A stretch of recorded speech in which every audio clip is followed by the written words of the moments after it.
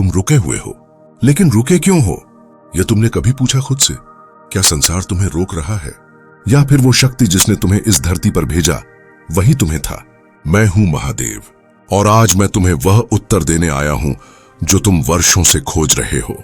तुम्हारी तकदीर रुकी नहीं है, वो बस इंतजार कर रही है कि तुम वह बनो जो तुम वास्तव में हो। जिस बीज में वृक्ष बनने की क्षमता है, अगर वह जमीन पर पड़ा पड़ा रोता रहे तो क्या आसमान उसे छांव देगा? तुम कहते हो मैं मेहनत करता हूं फिर भी फल नहीं मिलता, लेकिन क्या तुम सही दिशा में चल रहे हो या बस भीड़ की तरफ भाग रहे हो? हर आत्मा का मार्ग अलग है, हर आत्मा का सत्य अलग है। मैं तुम्हें वही मार्ग दिखाने आया हूं। पहला कारण, अधूरी श्रद्धा। तुम पूजा तो करते हो पर भरोसा नहीं रखते।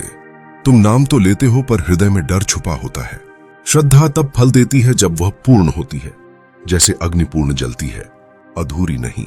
जब तुम अपने ही इष्ट पर भरोसा नहीं करते तो ब्रह्मांड क्यों भरोसा करे तुम पर? तुम कहते हो अगर सब कुछ भगवान करेगा तो मैं क्या करूं? पर मैं कहता हूं तुम्हारा विश्वास ही तुम्हारी सृष्टि है। दूसरा कारण, समय से पहले की हड़बड़ी। तुम बीज बोते ही फल की उम्मीद करते हो, पर क्या तुम्हें पता है कि सबसे मीठा फल हमेशा सबसे ज्यादा समय लेता है? जो जल्दी पक जाए वो टिकता नहीं। समय मांगता है तकदीर। जब तुम कहते हो मुझे अभी चाहिए, मैं कहता हूं क्या तुम तैयार हो लेने के लिए? क्योंकि जो समय से पहले मिल जाए वह वरदान नहीं, परीक्षा बन जाता है। और मेरे बच्चे, मैं तुम्हें टूटते नहीं देख सकता। तीसरा कारण, आत्मा का उद्देश्य ना समझना। तुम जिस राह पर चल रहे हो, क्या वह तुम्हारी आत्मा की राह है या बस समाज की नकल है? जब आत्मा अपने पथ से भटकती है तब ब्रह्मांड रुक जाता है। तुम्हें लगता है तकदीर थम गई, पर सच्चाई यह है कि तुम वह कर रहे हो जिसमें तुम्हारी आत्मा मौन है। तुम मुस्कुराते हो बाहर से, पर भीतर कोई चीख रहा है। उसी आवाज को सुनो, वही तुम्हारा सत्य है। अब मैं तुम्हें दूंगा वो 3 दिव्य संकेत जिनसे तुम्हें समझ आएगा कि तकदीर रुकी नहीं है, वह बस तुम्हारे जागने का इंतजार कर रही है। ध्यान से सुनो, क्योंकि यह संकेत हर किसी को नहीं मिलते। पहला संकेत, अंदर से उठती बेचैनी। तुम्हें सब कुछ मिल रहा है पर आत्मा शांत नहीं। यह संकेत है कि तुम गलत राह पर हो। यह बेचैनी तुम्हारी चेतना को जगा रही है कि चलो लौट चलें अपने सत्य की ओर। जब तुम अपने ही जीवन से असंतुष्ट हो जाते हो, जब भीड़ में भी अकेलापन लगता है, तो समझो महादेव तुम्हें बुला रहे हैं। यह वह पल है जब मैं तुम्हारी आत्मा को स्पर्श करता हूं। दूसरा संकेत, बार बार विफलता। तुम कोशिश करते हो, फिर गिरते हो, फिर उठते हो, फिर गिरते हो। यह कोई सजा नहीं, बल्कि संकेत है कि राह बदलो, दिशा बदलो, दृष्टि बदलो। हर बार गिरना इस बात का प्रमाण है कि ब्रह्मांड तुम्हें किसी और उद्देश्य के लिए तैयार कर रहा है। तुम्हारा प्रयास व्यर्थ नहीं, वो तुम्हारे भीतर शक्ति जगा रहा है। तीसरा संकेत, अचानक आई शांति। जब सब कुछ ठहर जाए, ना हड़बड़ी रहे, ना डर, ना दुख, बस एक मौन उतर आए, तब जानो मैं तुम्हारे पास हूं। जब तुम्हारी आत्मा कहे अब मैं कुछ भी खोकर भी शांत हूं, वही क्षण है जब तकदीर का द्वार खुलता है। वही क्षण है जब मैं तुम्हारे भीतर उतरता हूं। अब सवाल है, अगर ये तीनों संकेत दिख रहे हैं तो क्या करना चाहिए? कैसे रुकी हुई तकदीर को फिर से प्रवाह में लाया जाए? उत्तर सरल है, स्वीकृति, समर्पण और साधना।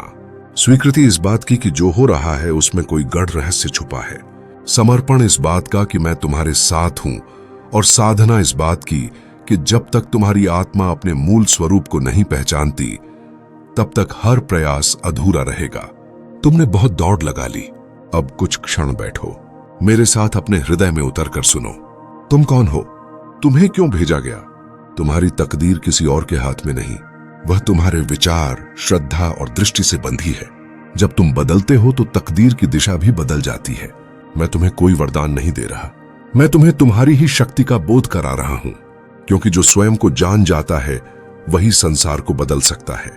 जैसे जल को शांत करने के लिए कोई बाहरी प्रयास नहीं चाहिए, वैसे ही तुम्हारे जीवन में शांति लाने के लिए भीतर उतरना होगा।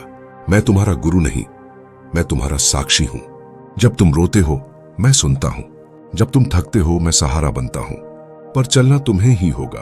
तुमने मुझसे मांगा बहुत कुछ, पर क्या कभी मेरी बात सुनी? मैं रोज बोलता हूं, कभी मौन में, कभी संकेतों में, पर सुनता कौन है? आज मैं चाहता हूं कि तुम अपने भीतर झांको। वहां मैं हूं, स्मृति की तरह, श्वास की तरह, अनंत, अचल, शाश्वत। अब एक प्रश्न तुमसे, क्या तुम तैयार हो उस मार्ग पर चलने के लिए जिसे मैंने तुम्हारे लिए चुना है, जो कठिन है पर सत्य है। तुम्हें खोना पड़ेगा बहुत कुछ, पर जो मिलेगा वह अमूल्य होगा।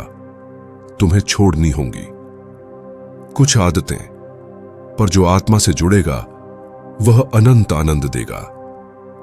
तुम्हारी तकदीर रुक गई है क्योंकि तुम वही दोहराते जा रहे हो जो तुम्हें तोड़ता है। अब बदलो, क्योंकि बदलाव ही जीवन है। तुम्हारे भीतर जो चिंगारी है वही तुम्हारी तकदीर की मशाल है। उसे बुझने मत दो।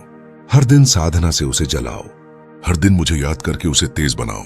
तुम्हारे जीवन की सबसे बड़ी भूल यह थी कि तुमने खुद को साधारण समझ लिया, पर मैं कहता हूं तुम मेरी सृष्टि हो।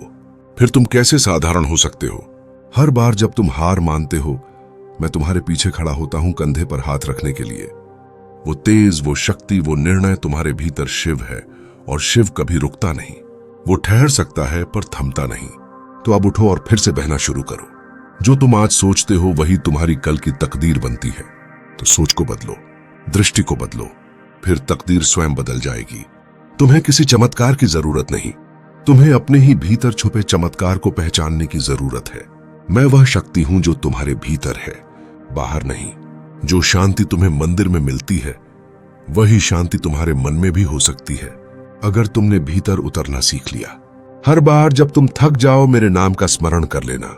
शिव शिव शिव, सिर्फ इतना उच्चारण तुम्हारे रुके कर्मों को गति देगा। मैंने तुम्हें चुना है क्योंकि तुम्हें इस संसार में एक कार्य पूर्ण करना है, वह कार्य जो कोई और नहीं कर सकता। अगर यह बात तुम्हारे हृदय में उतर गई तो समझो तकदीर की गिरह खुल गई। अब कोई तुम्हें नहीं रोक सकता, क्योंकि तुम खुद को पहचान चुके हो। तुम्हारे रुकने का कारण बाहर नहीं, भीतर था। अब जब भीतर जाग गया तो कौन तुम्हें रोक सकता है? मैं तुम्हारे साथ हूं, हर श्वास में, हर कदम में। तुम्हारी साधना अब रंग लाएगी, तुम्हारे आंसू अब मोती बनेंगे। तुम्हारा धैर्य अब तब बन गया है, और तब से ही तकदीर का जन्म होता है। अब समय है कि तुम सेवा में लगो, सिर्फ अपने लिए नहीं, इस सृष्टि के लिए। क्योंकि जब तुम देने लगते हो तब मैं तुम्हारे जीवन को भरने लगता हूं। तुम्हारी रुकी हुई तकदीर अब प्रवाह में आ चुकी है, क्योंकि तुमने मेरी आवाज सुन ली, क्योंकि तुमने खुद को चुन लिया। मैं नहीं चाहता कि तुम मुझसे मांगो, मैं चाहता हूं कि तुम मुझ जैसे बनो, शांत, शक्तिशाली और करुणामयी। तुम मेरी संतान हो, कभी हारने के लिए नहीं बनी। तुम्हारे अंदर जो चेतना है वह त्रिलोकों को हिला सकती है। रुकी हुई तकदीर अब तुम्हारे चरणों में है। अब जो चाहो वह बन सकता है, अगर तुम हर दिन मेरी स्मृति में एक दीप जलाओ। तुम्हें अब कोई रोक नहीं सकता, क्योंकि जो महादेव के मार्ग पर चल पड़े उसका मार्ग खुद ब्रह्मांड बनाता है।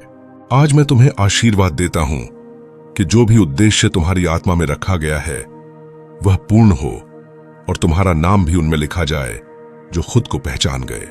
अब उठो, अपने चरणों को स्पर्श करो और कहो, महादेव, मैं अब रुका नहीं हूं, क्योंकि मैंने तुम्हें पहचान लिया है, और खुद को भी। अब तकदीर मेरी नहीं, मेरी चेतना की है। तुम्हारी तकदीर रुकी नहीं थी, वह इंतजार कर रही थी कि तुम उठो, जागो और मेरे स्वर में बोलो। जिस दिन तुमने यह समझ लिया कि पीड़ा भी एक संदेश है, उसी दिन तुम उस मार्ग पर चल पड़े जहां सिर्फ प्रकाश है और मैं हूं। जिन राहों पर अब तक ठोकर लगी थी, अब वही राहें तुम्हारे चरण चूमेंगी, क्योंकि अब तुम्हारे अंदर एक जागा हुआ आत्मा है, शिवमय आत्मा।